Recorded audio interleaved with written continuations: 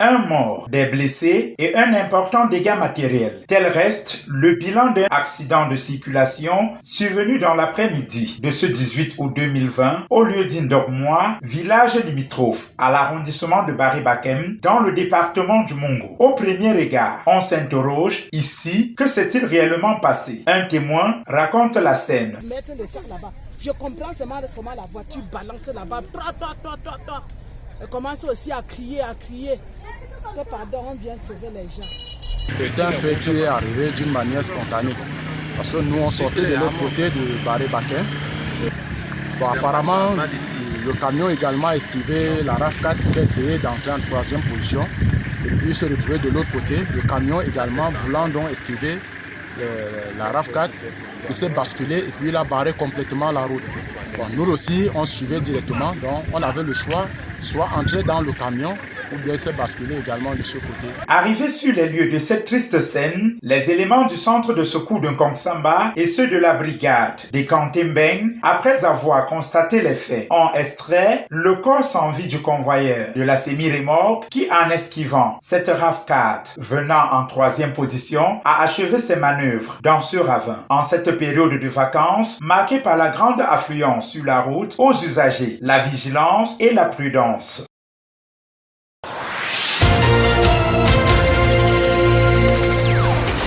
La montée fulgurante des actes barbares dans les deux régions en crise au Cameroun ces derniers temps donne des insomnies au gouvernement. Les stratégies sont développées pour mettre fin à la boucherie humaine que les séparatistes ont créée ces jours-ci. C'est ce qui justifie la correspondance du ministre de l'administration territoriale adressée hier, mardi 18 août 2020, au gouverneur des deux régions. Le ministre Paul Atanganji appelle les gouverneurs à restreindre la vente et l'utilisation des armes blanches, à savoir les machettes, les haches et les fers de diamètre 6, 8 et 10. Les patrons des régions devront recenser les stocks de ces matériaux dans les quincailleries et magasins pour une déclaration sur l'honneur des propriétaires. L'achat d'une machette ou hache devra faire l'objet d'une autorisation préalable du sous-préfet. Les vendeurs, à leur tour, doivent identifier tout acheteur, retenir son numéro de téléphone et la situation de son domicile. Les références d'identification devront être conservées par les magasins et quincailleries. Cette mesure, forte du MINAD, qui a pris effet hier,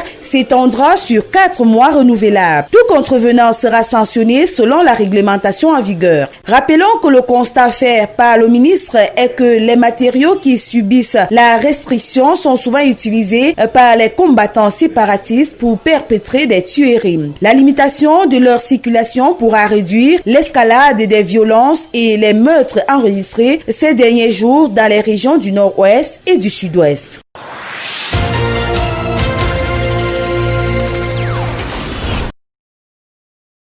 Les travaux de la première session de la sous-commission technique départementale de maturation des projets du budget d'investissement public dans le Mungo ont eu pour cadre ce 17 août 2020 la salle des actes de la mairie de la ville de Nkongsamba sous la coordination de Adalbert Nyalevé, délégué départemental du MINEPAD pour le Mungo, en présence du premier adjoint préfectoral, Ondombo Théodore. On sait qu'il y a un engouement des communes par rapport à la maturation de leurs projets et nous avons obtenu 274 projets des communes pour un montant de près de 17 milliards de francs CFA de sollicitation de financement.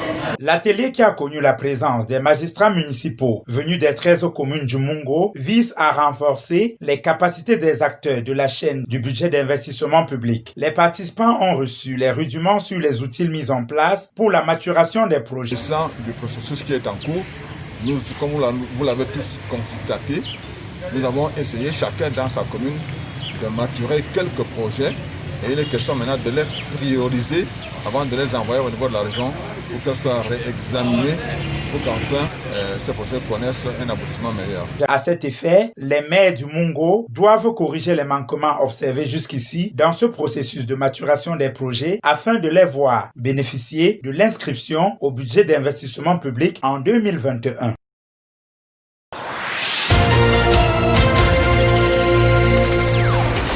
Tôt hier, mardi matin, des soldats ont pris le contrôle du camp militaire de Kati, proche de Bamako, faisant craindre une tentative de coup d'État.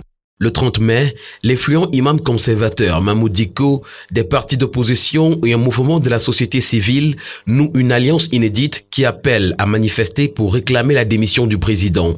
Il dénonce l'impuissance du pouvoir face à l'insécurité, le marasme économique et la décision de la Cour constitutionnelle. Depuis lors, des manifestations dans les rues s'en sont suivies. Le 17 août dernier, l'opposition annonce de nouvelles manifestations cette semaine pour réclamer le départ du président avec un point d'orgue, l'occupation de la place symbolique au cœur de Bamako. Hier, le 18 août 2020, des soldats tirent des coups de feu en l'air dans les camps militaires de la ville garnison de Kati, proche de Bamako, et en prennent le contrôle. Le gouvernement malien demande aux militaires frondeurs de faire taire les armes, se disant prêts à engager un dialogue fraternel afin de lever tous les malentendus, selon un communiqué du Premier ministre Boubou Cissé. La CEDEAO, quant à elle, évoquant une mutinerie, appelle les militaires à regagner sans délai leur caserne. Mais cela n'aura servi à rien, puisque plus tard dans la journée, les militaires, conduits par le colonel Dio, revenu de Russie il y a peu, s'introduiront dans le palais présidentiel et se saisiront du président Ibeka ainsi que de son premier ministre. Dans la suite des événements, le président Ibrahim Boubacar Keïta a annoncé sa démission de toutes ses fonctions avec toutes les conséquences juridiques, dont celle de la dissolution de l'Assemblée nationale. Il a lui-même fait la lecture à la télévision, mais ses mots sont implorants. Si aujourd'hui il a plu à certains éléments des forces de défense et de sécurité que cela devait se conclure par ma démission, ai-je réellement le choix que de m'y soumettre, a déclaré Ibeka.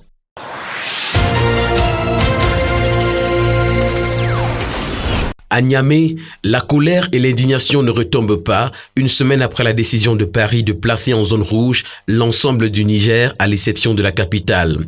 Si la France va jusqu'à classer le Niger en zone rouge, alors c'est très simple. Qu'ils ferment leur ambassade et leur base militaire qui abrite la force anti-djihadiste Barkhane près de Niamey, lance Rabiou Bachir. Niamey, la capitale, passe quant à elle du jaune à l'orange. Elle devient ainsi la seule exception sur la carte du Niger intégralement classée rouge. Notons que le classement du Niger en zone rouge est un fait susceptible de décourager les investisseurs.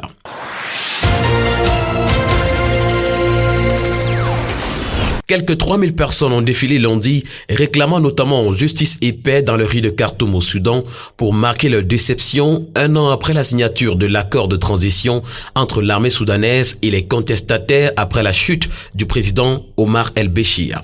Des affrontements ont éclaté en fin de rassemblement quand un conseiller du Premier ministre Abdallah Abdok est sorti récupérer la lettre rédigée par les manifestants qui réclamaient que le chef du gouvernement se présente lui-même.